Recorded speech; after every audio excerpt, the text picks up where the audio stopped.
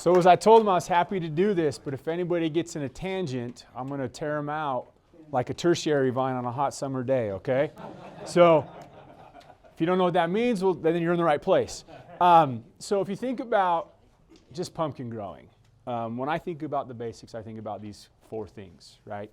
You've got your soil, your seed, your plant, and your pumpkin. You take care of those, you can pretty much have a boat in the regatta. I mean, that's everybody's goal, right? A 500-pound pumpkin to row, you know? Yes. If you're fatter, it has to be like a 700-pound. Yeah, we just know that like guys of my size, a 400-pound pumpkin, hey, it's not going to work. We tried it, right, Jordan? So if you think about the basics, right? When you think about like where you're going to put it, I mean, the Lobs and other people have proved this. Like you don't even need this, right? Like 500 square feet, not a bad place. It's small. You can do that in any really rural place. But also, when they've grown them in, there's a competition actually on, out there. Like, hey, what's the smallest patch to grow the biggest pumpkin, right? So, but if you want to get like the big guns, 900, that's probably pretty good. But again, if you're just starting out, you just need a small space. I mean, 500, that's even big. If you just want something nice to show that's bigger than everybody else's around Halloween time, you can go with less. How big was your space when you grew your first one? My first one, I grew 3 in a space that was probably about 450 square feet, right? So I grew 3 that were around 400 pounds in that small space, right? So you can do whatever you want, but if you want to like go all in, 500 will be sufficient. 300 pumpkins are really fun. We put them out on the porch. Everybody's like, whoa, what is that? 500 pounds, that's the mark, right? That's the first mark. Like, yeah, and I could do something really cool with it. I can put my 3-year-old daughter in there, inside of it, and make her own little Cinderella carriage. There's so much fun stuff you can do. And again, like I said, anything bigger than your neighbors really is gonna wow them. So when you think about soil preparation, there's a whole lot of more stuff you can do, but these would be some good things, right?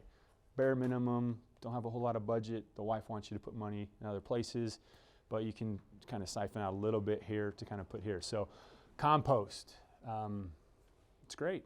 It's great for your soil, right? If you've ever gardened, it's great. There's a lot of things you can do. I'm of the mind, like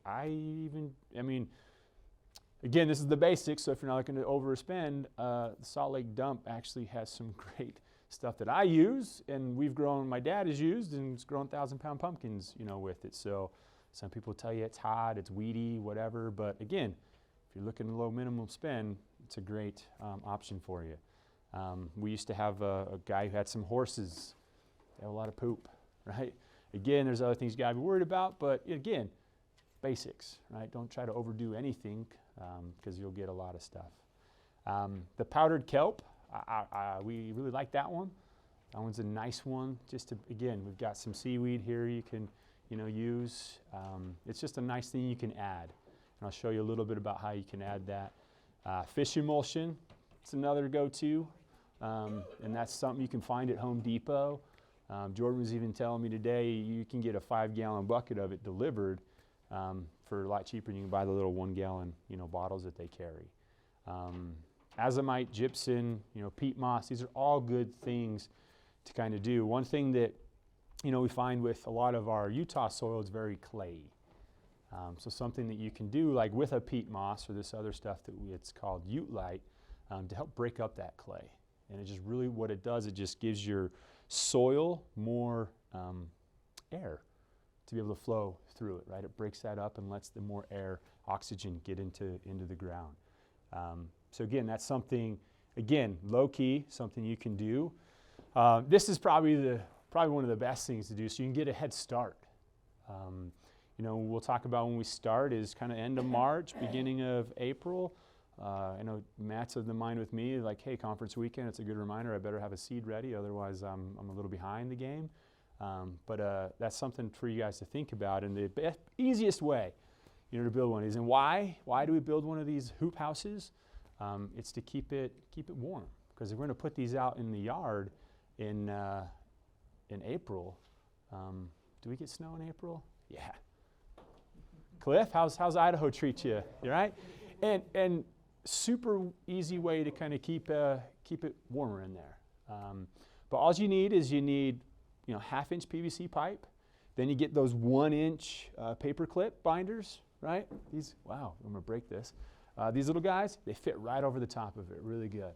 And if you just when you're taking that plastic, a 4 or 6 mil, get it from Home Depot, get it in a big roll, the 25 wide, because then you can take it and just drape it over there. And you just put a little, another foot or so above where you got those pipes in, throw some dirt on it. Keep it in, keep it sealed. Right? That's going to help keep that air in there. And on the sides, I like to leave those so you can open them like a door. Because sometimes it's going to be really cold at night, but during the day, it's going to warm up. You don't want to cook your guy, but you want to keep him protected at night. So before you go off to work, open that bad boy up, let some air flow in there. On a 55-degree day, it gets to be 110 in there. Yeah. By about 10:30. Full sun. Full sun, just I put a baking. thermometer in there. So other things we do, again, so you take advantage of that, right? Inside of there, you can take 1-gallon milk jugs, fill them with water, put them in there kind of around your plant, let that, just like those wall of waters you see, let it absorb some of that heat. So at nighttime, it'll help dissipate, keep it kind of warm in there. Other things you can do is just a 100-watt light bulb. You don't have to buy the fancy light bulbs, but a 100-watt light bulb at night, turn that thing on, and you can get the heat lamp bulbs as well. They're a little more pricey again, but these are the basics, right? Little 100-watt light bulb is going to go a long way, helping just keep it above freezing so it stays alive. And then, the rebar. So if you just pound rebars, I like about 18 inches. That seems to be sufficient enough with kind of those snow loads and things that come. And then if you take one piece of PVC and just zip tie it to the center, act as kind of your beam per se. I've survived plenty of snow with something like that. So again, reason we do that is to get started early. So you just leave the ends open like that?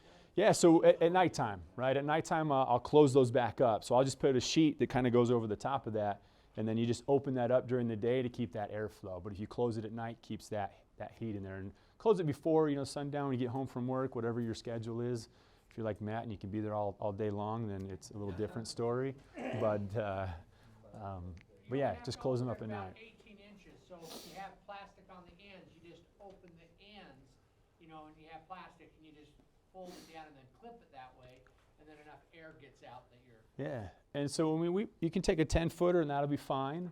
I like to add a little bit more length, so just use a coupling, right? Add a little bit more length so I'm not like crawling in there when I'm in there, because you want to get in there and tend to your plant, right, as well. So I like to tend to have it, probably about this height so you can get in there and maybe on your knees. And some of us, I'm starting to feel the things of old age, but not near as much as you all. So, but that's an important thing, is just, again, don't forget, because otherwise then all that work is like, oh, but keep it closed, but don't leave it closed on a 55-degree day when it's going to be below freezing, because then you'll go back and it'll be a really sad-looking guy. Seeds. So the next thing is, you can kind of see on here, I'll point out, this is what we're looking for. So there's this different coloration in the middle, right? And this little guy here, whatever you do not mess with this guy. Okay, this is very key. This is where your life starts from your pumpkin. But what we do, I think a good emery board or some nice little 600 grit sandpaper, and you actually just kind of file this little piece away just until you can start to see here. This one just might have been made right about the right point. You can actually start to see this is kind of the beginning of the plant in there. What we're trying to do here is, because if you pay a lot of money for these seeds, you guys are going to pay $30, right? We get a nice packet, choose some nice ones, but from our auction they can go for a lot more. So you want to do everything you can to make sure that seed takes off, right? So again, little emery board, still your wife's, go get one from the dollar store or whatever. But yeah, give it a nice little sanding there. And what I like to do with that is we'll do some soaking. I'll show you some things there. So it just gets it ready. So you can have a good success of germination. So soaking them, right? I found this is super easy. 4 parts water, 1 part hydrogen peroxide. Let them sit in there for 4 to 8 hours and help let it take in some of that juice, that water. That's going to help you jumpstart So you can kind of see here, and I'll label it, hey, which seed is which. Some people will actually write on them. I know Bradley's like, I've got number 1 through 100 of seed that I've started, and like which one I want to do, right? But again, simple, and this is, we're starting it in the house, right? So we can start to prepare those. Then what I like to do after that is you get them in a damp paper towel. You take that damp paper towel, get it wet, wring it out, put it in, put the seed inside of it, put it in a Ziploc bag, and label your Ziploc bags to remember which seeds you want, so you can, because heritage is important, right? Genealogy, not even just for our families, but our seeds, it's important as well. And then around 80 degrees, right? So one thing I've done is, if you have one of those rice bags, you throw it in the microwave, and just you can kind of put it in within that, not in the microwave, but after you pull that out, it's got some heat in there, so I'll kind of layer the bag in there in the morning and kind of let it get some heat, right? So the bag sweats just a little bit. Top of the water heater is a good place, to put it. And then there's some more advanced techniques you can look out there of what to do there, but from a bare minimum, that's kind of what you're looking for. And then what you can kind of see here is this guy's split. He's ready to go. Another indication, right? That's like he's ready to be planted. You'll start to see some roots coming out of here, right? So once that happens, and if you do something like this, you can see this within a day, right? So within a day, get it the right preparation, it can be ready to go in the dirt. So I like to do this because then like, oh, great. Before I put it in the dirt, I know, hey, this guy's got some hope. He's got some hope he's going to do something for me. And keeping them warm. Again, this is the low-key, method, but it works. It works really well. Get you a nice cooler, a big cooler. Get you some ice cream buckets, the round ones, the square ones, whatever. Flip them upside down, cut a hole in the top, and that's how you're going to put your seed in your dirt. The reason you're going to flip it out is because when you go to plant it, it just pulls right out. But you can kind of see inside of there, there's water bottles, right? So fill those water bottles with hot water, put it in there, close it before you go off to work. Good to go. When you come home from work, pop it open, change out your water bottles, close it, good to go, right? So what this is doing is helping keep that heat in there, keeping about that temperature, 80 degrees-ish. Just keeps it warm, keeps them wanting to work and do their thing. And you'll notice too, you don't really have to water too much in there because you get that steam coming in. But again, just keep an eye, but make sure you don't overwater when they're in there. So removing it, right? So we're going out to the patch, we're getting ready. You see here, this is my dad's patch. He does the same kind of hoop house things for his tomatoes. So he gets his tomatoes going. His goal is always to have tomatoes in June, right, and have a longer period. So once we started doing this, he took it to his tomatoes, and it works great as well. But yeah, so once it cracks the surface, you see that little guy, he's coming up. He wants out of that cooler. Because you keep him in that cooler, what he's doing, he's going to stretch for that light. And you don't want this long, plant, thing. You lose some stability. You want to keep them short and to the ground. So that's something you can do, is they're going to start to stretch for the light. So you're going to want to pull them out, and you want to do something else with them. Even if you put them in your house, right, you put them by a windowsill, they're going to stretch for that sun. So it's time for them to really go outside, at this point. But you'll notice here in the next one is an indicator of he's really ready, right? Get this thing, it's called the first true leaf. So you got these two little things, I don't know what you call them. What do you call those little fake things, Matt? Cotyledons or cots? Yeah, they're just there, right? They're like the protection when it opens up. But then you get that first true leaf. It's important to recognize that, because if you're in a small area and you want to define, hey, where you want this plant to go, so when you plant it, you want to plant it so that true leaf is in the opposite direction of the area you want the plant to grow. So it's kind of important. So when you start to see that, you're like, oh, because then you get up there, you get a first one, you get a second one, and at some point, sometimes they're like almost the same, they get the same size. You're like, oh, which way is it going to go? And then you're trying to reroute and, chaos. But it tells you which way it's going to grow. So that's kind of important for us to look at. And definitely by that time, he or she, your plant, whatever you want to call it, should be in the dirt. There's some other things you can do to kind of help with the soil and the transfer and that thing. But again, it's not the basics. But there's some other little things you can do, again, just depending on some of the money. So kind of now you're in there. We talked about plant. So if I have, there it is. This is kind of the basic. There's other methodologies people have and things like that, but what this shows you is kind of how a plant grows. You got your stump, which is the X, then you're going to grow out, and then you're going to get a pumpkin, and then you're going to do some curvature. I'll tell you why in a minute, but you kind of see the alternation of those nodes, and so you're going to see those are what we call our secondary vines. Those are the ones we want to keep, because those are going to be the ones that fill the most of it, right? So, and again, when we went back my first year, I did it, those 3 in one thing. I didn't care about trimming anything, so you don't have to, right? It's not a thing, so I'm not going to tell you a lot about that. It's not the basics, but there are some ways, right, to keep just the primary, secondary vines. There's reasons why you want to do that, and there's other logic of some people think tertiaries. There's some things that are good there, but again, the only important really thing about here for basics is making sure with this pumpkin it has room to grow. So what we do this little curve for when you've got a pumpkin is so this pumpkin's going to grow, and you want to make sure he has some space, some area to flex, because that pumpkin is going to start to grow. And like you see with the other jack-o'-lanterns where you've got a pumpkin and normally like to have the stem up, giant pumpkins we don't care. You know, we want it down on the bottom, we want it on its side so it can kind of grow. That stem is going to be towards the bottom, but that you got that room to grow as it grows, and it gets bigger and bigger, and it starts higher and higher off the ground. You want to release some of that tension. So that's kind of what your S curve, is for. Just keeping your pumpkin so it's not under stress. No one likes stress. This is again why you'd use the ice cream bucket.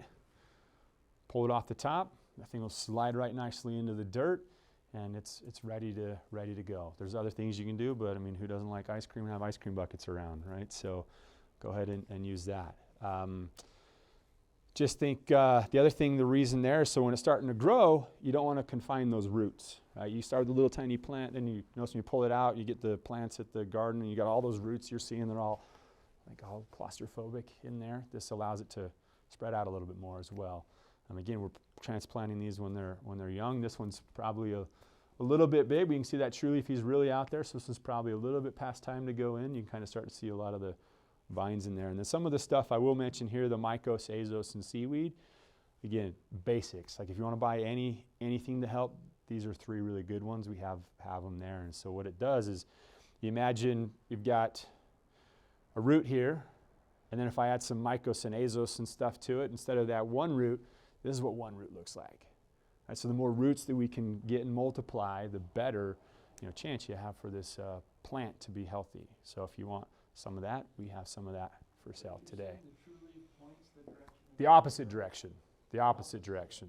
Yeah, so in this case, here's this first true leaf. This plant's going to, this little guy right here, he's going to take off and he's going to go that way for days.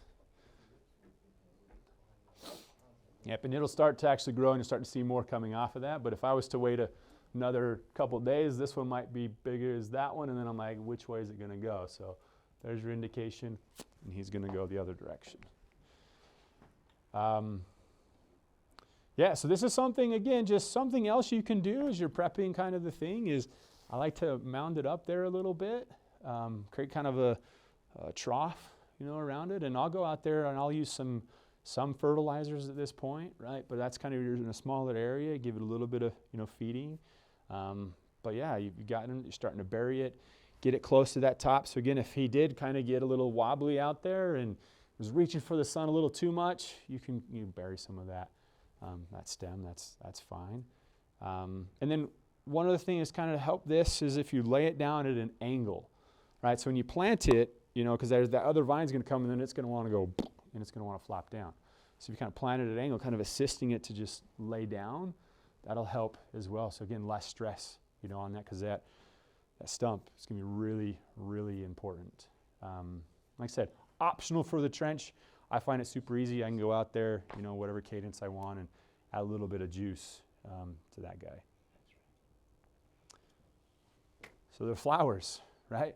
There's male flowers. These are pretty looking guys. There's female flowers. Even prettier. Notice the big difference? It's a pumpkin, okay? And then there's the birds and the beads, right? This is one other thing. I'd say this is more of an advanced technique, so I'm not going to cover too much, but if you're curious of why that's there, again, we're just trying to help kind of where that plant, we want to direct it. So again, more of an advanced technique, and they can get into those details if they want. But everybody needs to know about the birds and the bees. So if you look inside here, these are lobes. Okay, this is a 1, 2, 3, 4, 5 lobe. That's the female. That's the female. This little guy, I bet you could guess just by the shape. This is the male. And what you do, and we had a 45-minute presentation on how to do this. I'm going to give you the 10-second version. Put on a little Berry White, grab this guy, go in here and just paint it up. Grab a couple, paint it up. Yeah, that's about it. It's about the same method, birds and the bees. Like I said, water is really important. Yes? After you pollinate, you want to tie off the flower so that the bees don't come in there and pollute it with something like a... Yeah, so if you want to, get to that next level and be really specific and really understand and maintain its genealogy, yeah, tie it off. If you don't care, you don't care as well, right? So you don't have to go to all these extremes, and then there's other advanced techniques. But yeah, that's a good one. And the other thing is, like, there's those little squiggly guys that are out there. They're called tendrils. You can actually cut one of those off, and you can tie it off with its own kind. But yeah, that would be the reason you would do that, is to control it, so like, hey, bee doesn't bring something else there, and you got some kind of weird thing. Or if you had multiple plants and you wanted to control which crossbreeds, again, more of an advanced thing. But that's a reason why you'd want to kind of make sure that thing did it, so you can kind of control it. Travis, just another note for beginners. What time do you usually need to pollinate? Yeah, so the sun's going to come up, that thing's going to open up, right? And you can go out there and kind of see, and you'll see the little female, she's like starting to crack open, maybe that day before. Yeah, you better get ready for that next morning. The next morning is Berry White time. Okay, so just when it starts to open, that female, you're going to see that probably the night before, so keep an eye on that flower. That'll give you a good indication, and the morning is a great time to go in there, and then again, tie it off. And if you want, like, if you're not, and that's the thing, like, look around your patch, make sure you have some males that are available. If not, get on Facebook, get on Instagram, and say, hey, I'm ready to pollinate, and I don't have any males. Somebody please help me out. And Ralph Lobb has come all the way down from Vernal to get male flowers because he didn't have any. He says, Dave, do you have some? I said, sure. yeah. So I went out and picked up. Put it As pumpkin growers, we're a big community, right? We love each other, and we love kind of this. It's a passion. So yeah, if you're seeing, you're like, I don't have any males, then give us a call. So you're saying you shouldn't have any other like gourds or other plants like that growing? You can grow nearby, it's fine, right? It's no problem. Like I say, if you want to kind of maintain the pureness, the purity, right, make sure you got a good pollination with the right plant. But that's what you're trying to do, right? If you want Yeah. a giant pumpkin, you don't want to have any like It won't. watermelon. The Yeah. thing is if you wake up at 5 o'clock in the morning, you go put a Dixie cup on top of the female flower, it can't open up, and then you go out, you pollinate, you close it, you can have all the gourds you want, you just have to control the pollination. But if you're just going for a 500-pounder and you don't think you're going to set the world record where people are going to want to know the genetics, Yeah. then you just play. And I think what you were going to say is, like, the genetics, right? That's the next version, right? Its child is going to, like, be some kind of deformity, right? But that pumpkin itself, gonna be okay. Another squash is not going to affect that growth of that pumpkin. It's just if you want to use the seeds. Yep. It's only the seeds that it really affects. Yep. So like if you want to use the seeds for next year off that pumpkin, and you didn't control the pollination, you can get some mutants and. Yeah. So we can say, like, these seeds are not your typical, like, jack-o'-lantern seeds. These are an Atlantic giant, which we've crossbreeded over many, many years to get to where we're at today, right? So crossbreed pollination kind of works the same. So I had a couple of ladies kept coming back for more and more, and I found out they were eating them. The seeds.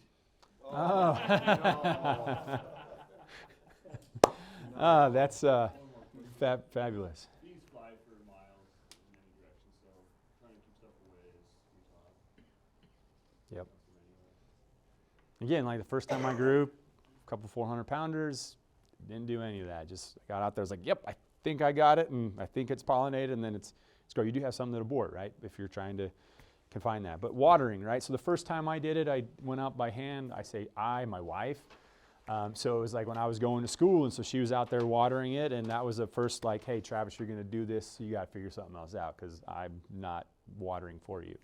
So a small little timer like this you can hook up to your hose. I mean, that's what I did for the first several years, right?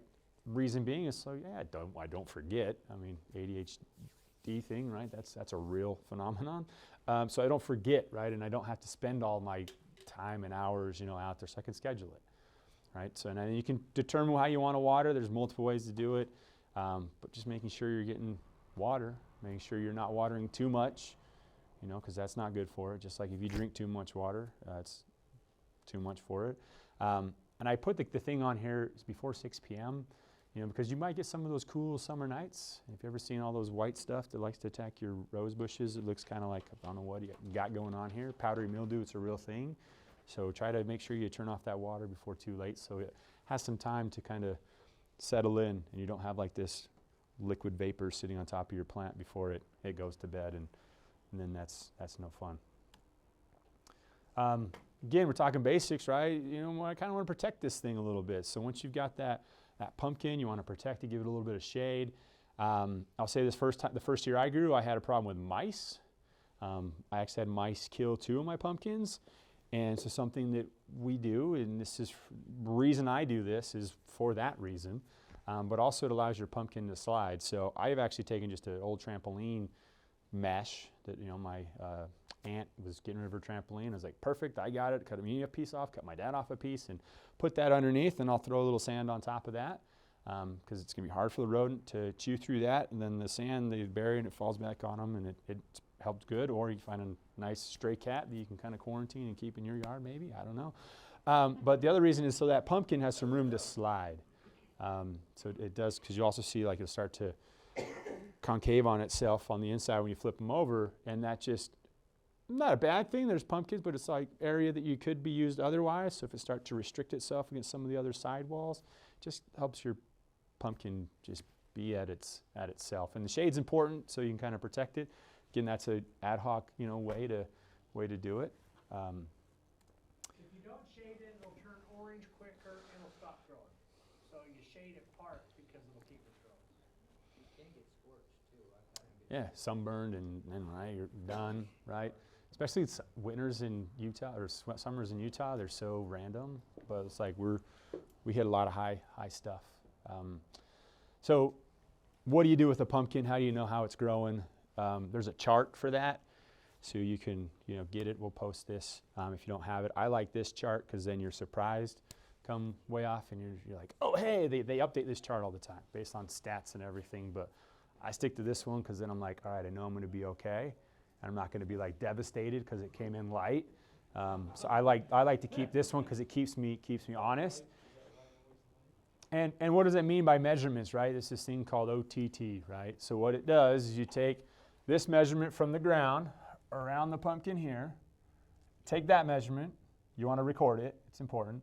Take this measurement from the other direction, record it, and then go around the circumference. And when you get really big, you got to call your son and say, hey, Travis, come over and help me measure this thing because I can't get my arms around my pumpkin because it's too large. And I was like, well, thanks, jerk, for growing such a big pumpkin. But yeah, you add those all together, and that's the thing that goes against that chart.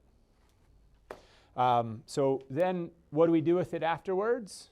Get it to the weigh off. You get it to the regatta. You get it to the pumpkin drop, right? You carve it. You carve this 300-pound thing in front of your house, right?